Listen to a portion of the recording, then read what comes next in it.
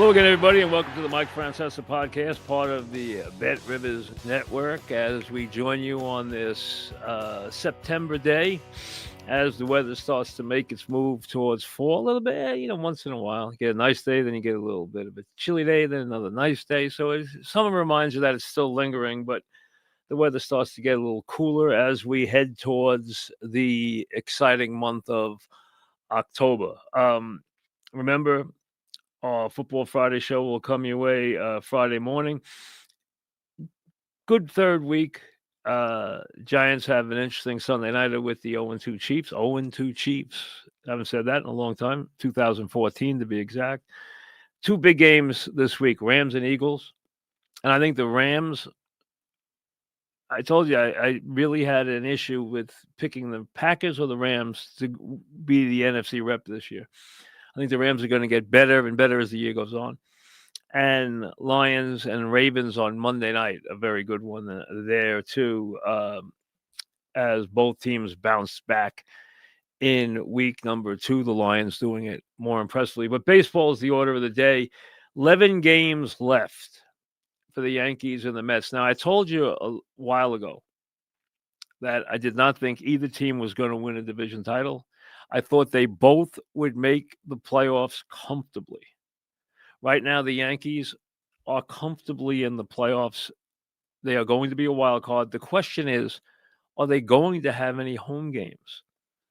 The wild card race among the three teams, the Yankees, Houston, or Seattle. Right now, Houston trails Seattle, but they're still in the division race. It's very close, and it goes back and forth. And the Red Sox. Now, the three teams don't have any games against each other. So what you're looking at is the Yankees right now with a small cushion, a game and a half cushion, with 11 games to play, are probably going to have to guarantee themselves the number one wild card, which means home games. I think they're going to have to probably win at least 7 of the 11, maybe 8 of the 11. They shouldn't have a lot of trouble doing that. The schedule is very conducive, but one thing, it is a lot of Baltimore Orioles who are not playing badly and we know are not a bad ball club and will be motivated to hurt the Yankees if they can. Yankees have one more game in Minnesota after a bizarre, losing badly game 1, and the Yanks continue. Whenever they have travel problems, they blame everything on travel problems, which is utter nonsense. Utter nonsense. Number 2, last night, they showed you again how they are not dependable. They have a 10-1 lead, and they win the game 10-9 against the Minnesota Twins. 10-9. I mean, that bullpen continues to scare the heck out of you. And with 11 games to go, Minnesota, Orioles, White Sox, Orioles. 7 of the 11 with the Orioles, 3 with the White Sox, 1 with Minnesota Twins today. Everyone is fixated on Volpe. Don't be fixated on Volpe. Be fixated on the performance of the bullpen. Be fixated on whether Judge is healthy enough to be in the outfield, because that is important, that he can play in the outfield, because it frees the DH spot for Stanton, which he has to have. Otherwise, you have to put Stanton, who's a statue, in the outfield, because you need his bat in the postseason. So Stanton's going to play. His name's going to be in the lineup come the postseason. And they're going to want Rice's name. But against a righty, it's easy. You put Rice at first base. Well, I know he's not good, and then you put Goldie in for defensive purposes. Or you put him behind a plate where he's not good. And that's an issue in the postseason that I think you have to be very careful about, especially if you're playing the Red Sox, because of their running ability. But we'll discuss that later. But fixate on Judge's health. Fixate on the bullpen. Don't fixate on Volpe. Hey, it's not going to make or break the Yankees. It has gotten way too much attention. Has he been disappointing? Yes. Has he been bad defensively? Yeah, they all have. The Yankees have made more errors than any team in baseball since the All-Star break. They're a bad defensive team. They're a bunch of DHs. We've said that 1,000 times. They're not a good defensive team.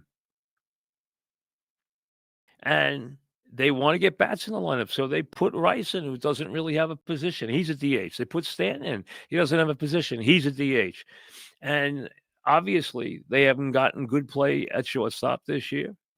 They haven't gotten great play at second base this year.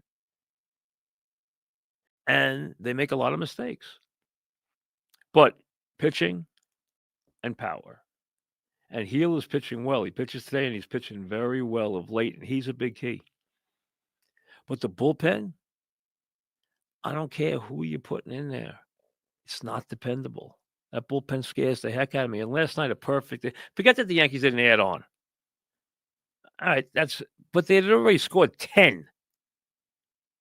At a point, you shouldn't ask them to add on anymore. 10 should be enough to carry you home, not giving up that kind of numbers to the Minnesota Twins and letting them make the game 10-9 in the ninth inning. The bullpen scares the heck out of me. Houston has obviously back and forth with Seattle, and they still have 3 games with Seattle. Toronto's gone. I never thought they were catching him anyway. Houston has Texas, 3 with Seattle, 3 with the A's, 3 with the Angels. Red Sox have 2 with the A's, 3 with Tampa, 3 with Toronto on the road, and 3 with Detroit. Now, Detroit is going to be spending those last days of the season just setting up their rotation. If they don't have, they're probably going to get the bye, the second bye. So with that being the case right now, they might have to win a game to lock up the second bye, but probably not. They should be able to set up their pitching. So Boston might not get a real fight out of Detroit those last couple of games. Now, the Mets is far less solid than the Yankees is. The Mets, I think, are going to make the playoffs, but they're going to have to play right to the wire. I thought they would get in more comfortably. I never thought they'd win the division. That's long gone. The Mets at 78 and 73, 11 games left.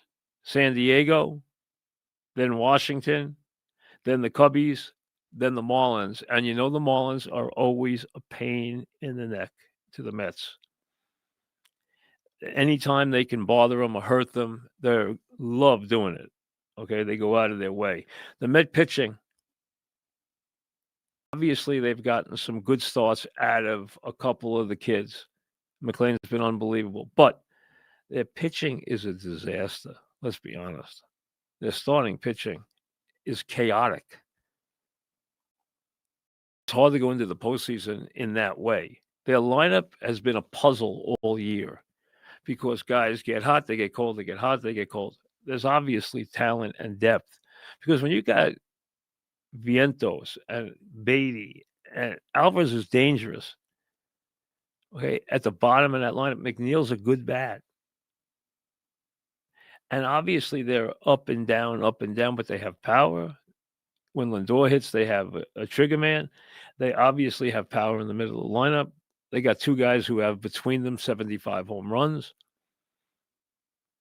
They have 2 premier sluggers in the middle of the lineup. The bottom line is they should be able to score runs, but their pitching is a huge question mark. They have a 1.5 lead over Arizona, which has now jumped in front of San Francisco and Cincinnati. A 3-game lead over the Reds in Cincinnati. I don't think the Giants nor Cincinnati are good enough. I don't even think, as you hear, Taylor, I don't even think Arizona's good enough. I think the Mets will make the playoffs. If they don't, it would be another disaster. I don't think that's a major accomplishment. I think their pitching is chaotic going into the postseason. But I do think, as I have said all along, that they will win. And they've been so streaky. Right now, they've won 2 in a row. They get the bats going, take the pressure off the pitching staff. And again, They're not great, and their pitching leaves a lot to be desired. But I do think they're headed to the postseason. I think both teams are headed to the postseason. Yankees probably will get home games. Mets won't. And that's going to be where we are. But hey, you make the postseason, you let it fly. That's all you can do. I think they're both making the postseason. The Yankees easy, no divisions, as I told you a long time ago. I didn't think there'd be any divisions. And Yanks comfortably. The question is, do they get home games, which I think they should be able to eke out, and the Mets will make it. Let me tell you about two things before I move on.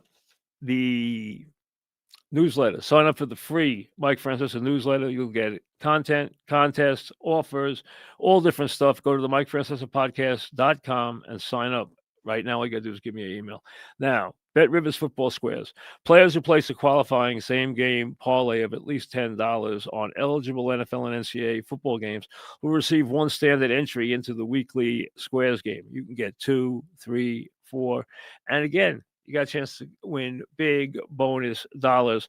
Winning standard squares will be awarded a prize of a $20 bonus bet. See app and website for more details. Now, as we peak towards week 3, there are a lot of teams 2-0, 1, 2, 3, 4, 5, 6, 7, 8, 9, 10. That's a lot. There are a lot of teams 0-2, 1, 2, 3, 4, 5, 6, 7, 8, 9, 10. That's a lot. 0-2. The psychology of 0-2 in the NFL. 0-3 is a dreaded start. 0-4, as far as any future this year, is a death knell. The Giants, obviously, are going into the part of the schedule. They had a chance to win at one of the first 2 games. I didn't think they'd win at Washington. I thought they could win at Dallas. They could have easily won at Dallas. Now comes, except for the New Orleans game, now comes the bulk of the schedule that I think is deadly. Chiefs coming in at 0-2 Sunday night. Then the Chargers, who are a good team. Then the Saints. But after that, Thursday night with the Eagles. So a quick turnaround. Then a trip to Denver, which is not what you want. And then a trip to Philly. So you finish off that. You've just gone through Chiefs, Chargers, Eagles, Denver, Philly over 6 weeks. Philly twice. Then you have the Niners at Chicago, the Packers at Detroit. What are you hoping for out of that? Have the Giants shown improvement? Yes. Have they shown life? Yes. Did they show some excitement? Yes. Did you like what you saw from their wide receiver? Yes. Did you like what you saw from Scatterboo? Yes. Did you even see a little improvement on the offensive line? Yes. Do they have a pass rush? Yes. Are they a complete team? Not by any stretch of the imagination. Can they handle the schedule? Not by any stretch of the imagination. Are they going to be quick to go to Dart? No. And they shouldn't be. I wouldn't even consider that. I personally wouldn't consider that until I get to the Chicago game. Because even if you thought about it for the Saint game at 0-4, they got to play the Eagles and then Denver and then the Eagles right in short order and with one practice. I would not do that. I would not do that. Plus, I'm telling you right now, if you sit a veteran quarterback who thinks as highly of himself as this quarterback does, you are going to completely have a major problem on your hands. There'll be no tutoring. It'll be a war zone, their quarterback room. That's not why you brought him here. That's not why you guaranteed him $10 million. You brought him here to play. You brought him here to do what he did in Dallas, except for that ill-advised last throw. You brought him here to do what he did in Dallas on Sunday and to add some excitement and add some integrity and add a threat to the Giant offense. And he did that. And he will continue to do that. Not to the proficient level, because Dallas showed you the other day about the worst brand of zone defense in the passing game that you could ever possibly see. it was pitiful. Nothing short of, I mean, these guys are running free in the secondary the entire game. That's not going to happen. I can tell you this, it's not going to happen Sunday night. You can take that to the bank. Now, the headline in the NFL for week 3 clearly is the quarterback situation. Fields with a concussion. If they have to play Tyrod Taylor, in the short term, he's probably better than Fields. Tyrod Taylor is a quality backup. The problem is he'll never stay healthy. He gives them as good, if not a better chance to win the game than Fields does. Tyrod Taylor can play the position. He's a genuine quarterback. Daniels, I get the idea he's going to play, but if he doesn't, Mariota will play. Marcus Mariota will play. So I got a feeling Daniels going to play. McCarthy's sitting, and he's not sitting because he's been terrible, but he has been terrible.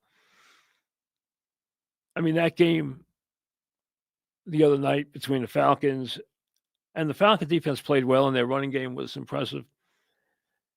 But you saw how bad the NFL product can be when two young quarterbacks, and these are not quarterbacks without ability, two young quarterbacks just have no idea how to play the game yet. And it shows you how tough it is to play the quarterback position. So when you see a rare one step in like Daniels did last year, it's very rare, very rare. McCarthy, Wentz, do not be surprised if Wentz puts up big numbers with those receivers.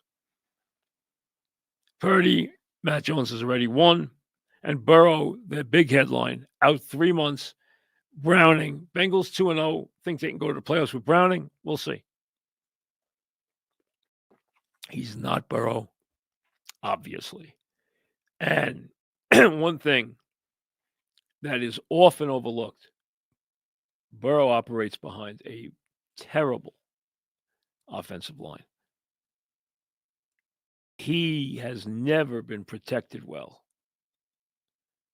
Hold on to your hat if he ever is, because he handles that and still puts up big numbers. But that's why the Bengals are not consistent, because their offensive line is never good and their defense isn't good. But they are 2-0. Now, the other story is, to me, a non-story, but it gets a lot of attention because it's Tom Brady. Do I care that Tom Brady wants to interfere with Chip Kelly's offense and sit in the, as an owner, sits in with the coaches in the coaching box on game day when he has a chance, which is not often because he's working on Sunday, and most of the time they're playing on Sunday. Now they had a Monday night game, so he's up in the box driving Chip Kelly crazy, and everyone's, oh, what an advantage, blah, blah, blah. He's looking around the league. He's in people's business, and now he goes back. Sure, it's really helped the Raiders because that offense looked good the other night. You would, if you are an opponent of the Raiders, you want Brady to stay there and continue inputting, because that offense looked as bad as an offense can look. They have a dynamic young running back. They have no idea what to do with him. They have a great tight end. They have no idea what to do with them. Their offensive line is hideous, and Smith played so badly at quarterback the other night. Was he under duress? Absolutely. Was he playing a good Charger defense? Absolutely. Was he bad? Hideous. He wasn't bad. Put Gentry in the I formation. Why did you draft him if you are not going to feature him?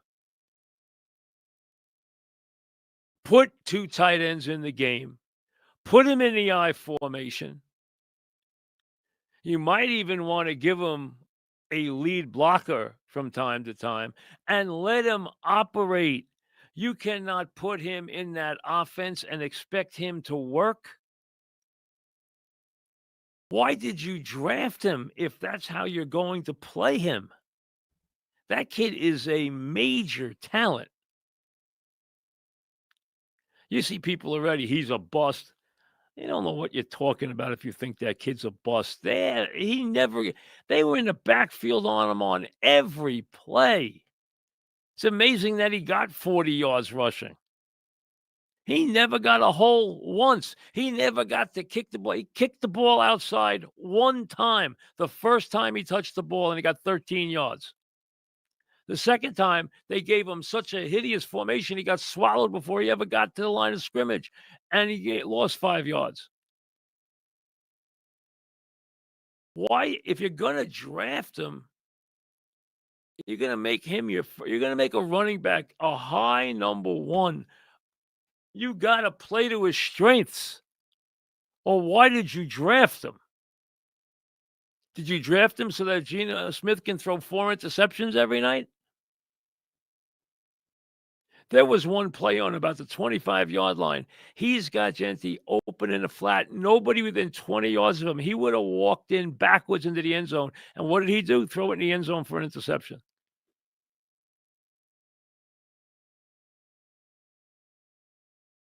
Makes no sense.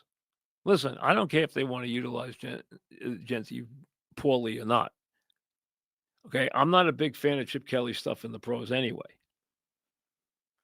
But talk about abuse. It's not even misuse, it's abuse. You will have a visibly unhappy Bowers and a visibly unhappy Gentry before long with that offense. You have a stud tight end and a great young running back, and you don't have a clue what to do with them. The offensive line isn't good. But who cares if Tom Brady's up there when their offense stinks? Now, has the league bent over backwards for Brady? Yeah, absolutely.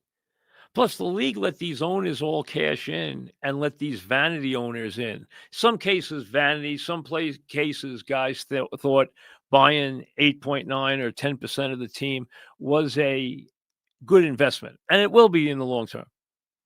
If you had, $900 or 900 million or 600 million to throw around, it's a good investment. You're going to make money over 10 years with that investment.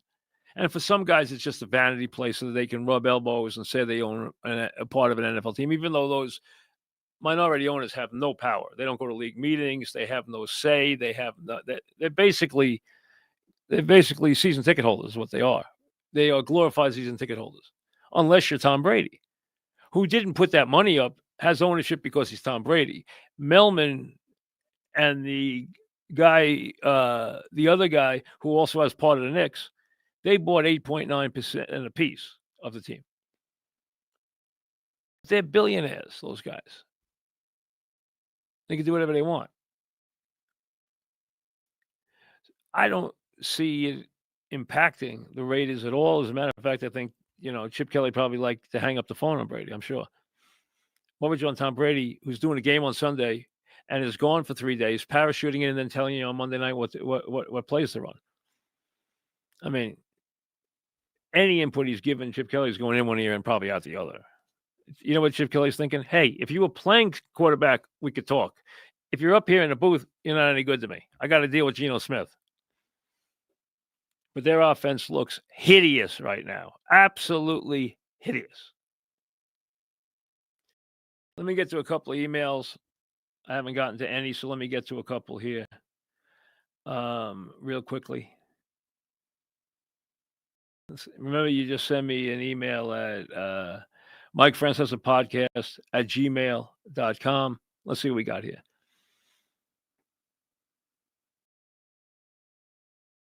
I'd love to hear your take on Cal's season with the Mariners, how it stacks up historically, and what you think it means for the MVP this year. All right, listen, there's going to be an unhappy player. Either Seattle fans are going to be upset that Cal doesn't win the MVP if he doesn't, and Judge and the Yankee fans are going to be upset if Judge doesn't win it. When you have a catcher, okay, when you have a catcher who is putting up the numbers that this guy is putting up, all right, now, in the old days, a catcher, when he needed a day off, would sit. Now the catcher can DH. So it's an advantage, and it allows him to hit more home runs at catcher than a Johnny Bench could or a Yogi Berra could or or a Bill Dickey could, or whoever you wanted to come up with. But remember this: Johnny Bench could also play a different position. Even Yogi could go out and play left field, although he did that later in his career rather than early in his career. But when you have a guy who's put up the kind of numbers that he's put up this year, I mean, it's insane to have a catcher who is possibly going to hit 60 home runs. I can't even fathom such a thing. And as the RBI totals, I actually think I actually think that he's going to win the MVP, and I think the Yankee fans are going to scream and yell about how Judge's stats are better overall. But this guy's got more homers, he's got more RBIs, and the bottom line is, it's an extraordinary year, and you can almost give Judge the MVP every year. So I think they're going to give him the MVP. Ben, Yankees and Mets, ultra talented rookie starters. Well, talented. I don't know about ultra talented. McLean's been unbelievable. The question is, if you had to pick one going forward, who would you pick? Would I pick Slitler or McLean? Right now, I'd pick McLean. I think he understands how to pitch more. Sean, it's sad to say, but does Joe Burrow become the next Andrew Luck? Retiring early, I have no idea about that. I mean, that I have no idea about. I hope not. I hope he stays and plays football because he's a very good quarterback. I don't know what's going to happen to him. Andrew Luck suffered some severe.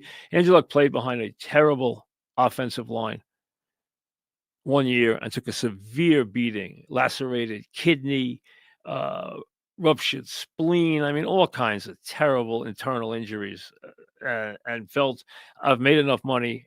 I'm a bright guy. I'm not doing this. So too bad, because he was going to be one of the great quarterbacks ever. Do you think the Yankees will move on from Volpe in the offseason? Not sure. I'm not sure. I'd say it's 50-50. No, I'd say it's 60-40. They don't. I think they'll be stubborn about it. I think they still feel Volpe has a place in their organization. My gut feeling is, if you put a gun to my head, I'd say they don't. I think they'll be stubborn about it. Again, Volpe. You're in the car, you turn on the radio, Volpe. It is not as important as the fans and the broadcasters and the talk show hosts are making it. They're all fixated on Volpe. He will not be the reason that they win or lose. Bullpen, far more important than Volpe. Heal's health, far more important than Volpe. Judge's arm, far more important than Volpe. They will not win or lose because of Volpe. It will not be the reason they win or lose. Those other ones could definitely be the reason why they win or lose, especially the bullpen, which to me is not something you can count on. Is Jacob deGrom a Hall of Fame pitcher? Yes. I don't have a hard time saying that. Yes. Would it be nice if he pitched a few more innings? Yes. Is he going to make the Hall of Fame? Yes. Do you think Bonds will eventually get into the Hall of Fame? I've been through this a lot. I've said the same thing all the time. You have a handful of all-time great players who are in that position. They put themselves in that position, but they're in that position. It is my contention, and I have no problem saying this with an air of, it's not something I can prove, although I think I can come pretty close to proving it. I say with an air of certainty that there are guys in the Hall of Fame right now who got in who did steroids. I have no doubt saying that. I'm not going to name any names because I would never do that, and I don't have the evidence to do that anyway. What is going to happen, in my opinion, is somewhere along the way, one of these guys in later years who's in the Hall of Fame is going to admit that he was a steroid user. That will blow the lid once they prove that they have. And let's be honest, there are guys who there was intense suspicion about who are in the Hall of Fame already. Okay. I mean, we all remember what went on with Big Papi as an example. Once one of these guys admits, hey, I dabbled. I don't think he's going to tell you that he was a 10-year user, but one of these guys is going to tell you that he dabbled with steroids. That will lift the lid on the purity of what the absurd purity of the Hall of Fame. And I think eventually that will get all those guys in. Josh, just wanted your thoughts on Bernie Williams. Well, it's not someone I have I'm a little bit biased about. Okay. The more time goes on, the more I think he's becoming increasingly celebrated and still underrated compared to the other Yankees during that dynasty. How do I assess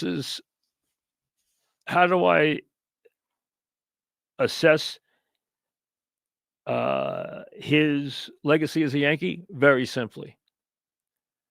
He was a winner. Graceful? Yes. Clutch? Yes. Winner? Yes. Case closed. The Yankees were fortunate to have Bernie Williams in center field all those years and in the middle of their lineup. And he was in the middle of the lineup all those years. And just look at his postseason numbers. That's all you have to do. You don't have to look at anything else. Just look at his postseason numbers. And there's nothing else to discuss. I don't care how many all-star teams he made. I don't care how many years he hit 30 home runs.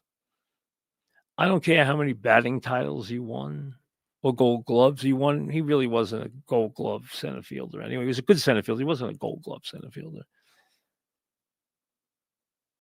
He was a tremendous big game player. Incredibly clutch. And I've asked him about it. I asked Torrey about it many times. And Bernie felt that he didn't feel any pressure, that he loved those. He felt he couldn't wait for those moments. Plus, he told me that he was able during those moments always to slow the pitcher down and get the tempo where he wanted it. He was able to control the situation. That's why he was so good at the plate. Is he underappreciated? Yes. Is he underrated? Yes. Because you know what? You see how hard it is to win. And he won all the time. I believe for those 15 years that he played more winning games than any player in the major leagues. Pete Rose did that, and that was a big bone of contention, one of his biggest medals. I played more winning games when I was in the majors than any other player. Mickey Mantle did that when he was in the majors. Bernie Williams did that when he was with the Yankees. I think he played more winning games than anybody. It was him or Justice, one or the other. A couple of things. As you move on, and part of the human condition, as we know, is we have to say goodbye to people along the way. That's a big part of life. And when you reach a certain age, you start to see people who impacted your childhood, people who you remember so fondly from your childhood, and then contemporaries. And this past week was a telling one. First, I saw that Eddie Giacomin died. Now, I'm not the biggest hockey guy. But remember, the Rangers were a big part of my youth because I grew up in a town where the Rangers all lived. I used to see Emil Francis at my games because I played with and against his son, Ricky, who was a terrific pitcher. And Cat, who was a minor league baseball player, used to come to the games all the time. All the Rangers lived in my neighborhood, except at the time, ironically, Gilbert, who was single and lived in the city, but later actually bought a house on the beach right near where I grew up, right 2 blocks from where my brother lives still. My brother John, Rod lived 2 blocks away on the beach. My brother lives on the beach down there. And I had at one point 7 Rangers on my paper route when I was a kid.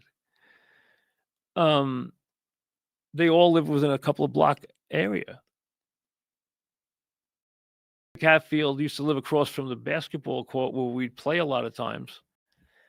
And his son would come out, and he was a little cute guy. And it was funny because if you asked him, he was maybe 5 years old, who's your favorite player?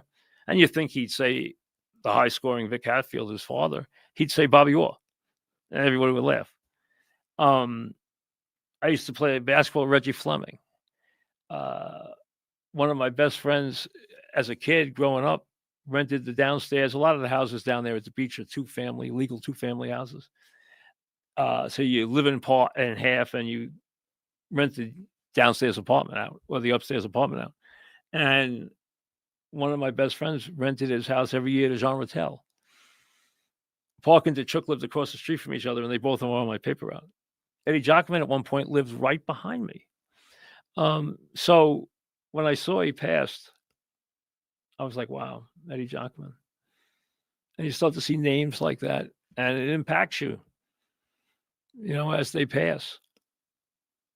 And then I woke up yesterday. I think it was yesterday or the day before. I think it might have been the day before. I think it was yesterday. And I got a text from Dog. And he said, did you see who died? And I'm like, ooh.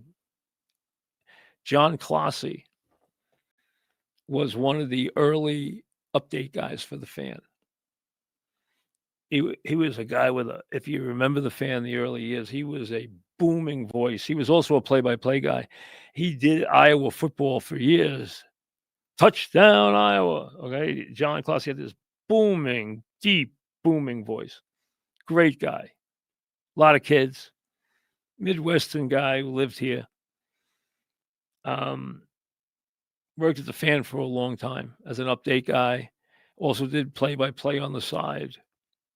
Regional, whatever, fill in, whatever. Good play-by-play, good solid play-by-play guy. But one of the early voices, if you go back enough with the Fan, one of the early update guys was John Clossy. And I believe he was living on Long Island. I believe. I'm not positive. I can't swear to that yet.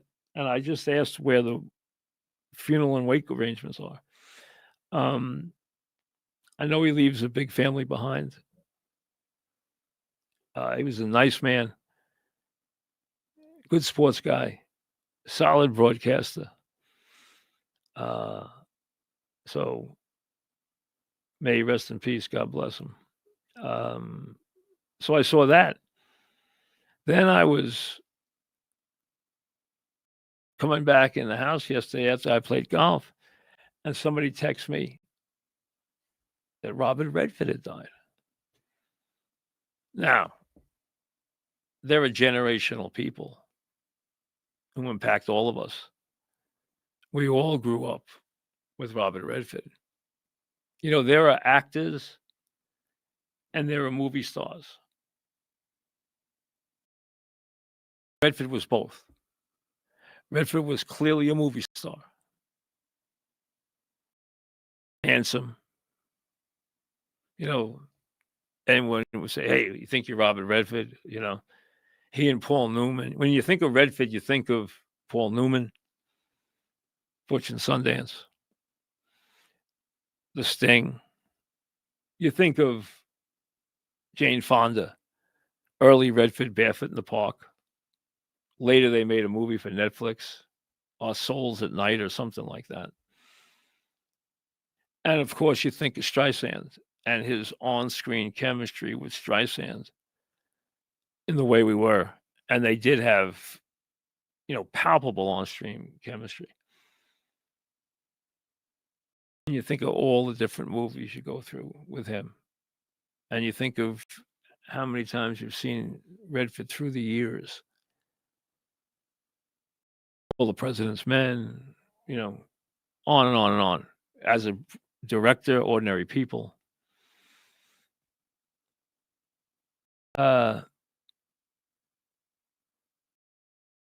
Passing at the age of 89. So they always say that deaths come in threes. Giacomin, John Clossie. Giacomin, who I remember from my youth, and like I said, lived cat corner right behind me. He was on the next block, but his house backed against my house at one point. And it was not an unusual situation because all the Rangers lived where I lived. They all lived in about a 7-block radius because that's where Emil wanted them, because he lived there. He lived on a house on the bay that he rented, a 2-family house. He lived in the downstairs. I knew the people who lived upstairs. I kind of, like everyone down there knew everybody. All played against each other in different teams and all knew each other from the playgrounds and everything else. So I knew the people he rented from. And they all were scattered through our neighborhood. Until Sonny Werblin, when he took over, didn't want them. Long Island's island, the country, I don't want them anywhere near. You could not live on Long Island anymore after Francis. They actually built an arena. Bobby Carroll, who was the recreation director for 50 years in Long Beach, led a charge to build an arena so the Rangers could practice down there and not have to go somewhere to practice. And they actually never used it. When they finally built it, they never used it.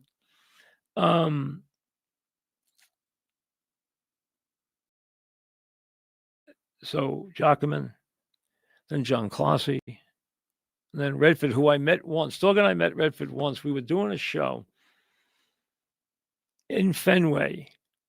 We were doing a remote Yankees Red Sox, and we did it from up in left field, which was great up there. Because if you've never been there and you've seen it on TV, they built about 400 seats above the wall, and they all look like gloves. That's what the seat looks like. And they have their own, it's a separate area, and it's a great place to watch a game. I would highly recommend it. Really, it's a wonderful place to watch a game at some point in your life. And they actually have a big grill up there and a concession area so that you don't have to go anywhere to go get your food and everything. You can get it right there. And there's a big grill right up there. That's, and listen, they might have changed it a little in the last couple of years because I haven't been up there in a couple of years. But Dog and I were doing a show there. And a guy who I've known through the years, who was a big Giant fan and a big Red Sox fan. And you can always see his company sign in center field of the Red Sox, Giant Glass. You've seen the Giant Glass sign if you know Fenway Park.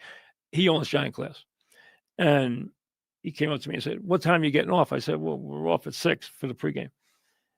And he goes, "Oh, I got a surprise for you." So a couple minutes to 6, he shows up, and he's got a big smile on his face. And he moves out of the way, and there's Robert Redford to meet Dog and myself. So I did get to meet him once. Chatted for a couple minutes. Quiet guy, quiet, small. First thing you take is that he's not tall. A lot of those actors aren't tall. Stallone's not tall. Redford's not tall. But did meet him one time at Fenway Park, long time ago. Well, it's still with Dog, so you can tell it's a while ago. So I was thinking about that as I heard the news. And I'm sure this weekend they'll show 1 million Redford movies everywhere because he's just a part of when you're that big an actor, that big a movie star, you're part of everybody's life. At some point, everybody likes the movies. And he was as big as they come. No question about it. So, you get it happens so much now. Davy Johnson recently. People people you've covered. Davy and I fought like crazy. I mean, I wasn't one of Davy's favorites. He did not like me second guessing him or talking or critiquing him on the air. He got so mad at me. And remember, he was only with us for a short time. Dog and I, when we were on the air, only had 1 year with Davy Johnson before he was gone. Because he and Frank they clashed like crazy. Well, Davy was a little, he was a very good manager. And what people don't realize is Davy was one of the first guys who was very big into the computers and numbers and all that stuff. He tried to push that stuff on Earl Weaver all the time when he was with the Orioles. And he was a terrific player. Gold Glove winner, power hitting second baseman, he's a big time player before he was a manager. And he was a big time manager. So first I saw him and then Giacomin and then Classy, which hits home. And then Redford. Like I said, it's part of life. You got to leave people along the way over and over and over. We'll see you on Friday morning for our Week 3 Football Friday.